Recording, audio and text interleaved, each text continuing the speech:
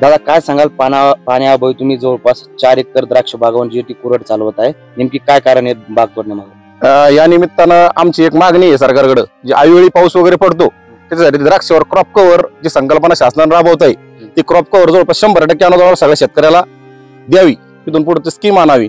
आणि आम्हाला या मराठवाड्याला पाणी कमी आहे पहिल्यापासूनच, पाऊस असला तरी पाणी कमी पडतं. शेवटी आम्हाला एक तर जायकवाडीचं पाणी किंवा खडकपूर्णाचं पाणी ह्या भागाकरता कसं अवेलेबल करता येईल त्याच्यावर सरकारनं ध्यान देऊन आमचा तेवढा एक प्रश्न मार्गी लावावा. किती एकरवर तुम्ही कुऱ्हाड चालवली आहे आणि गावची पंढरी म्हणून जी ओळख ती पुसण्याच्या मार्गावर आहे का?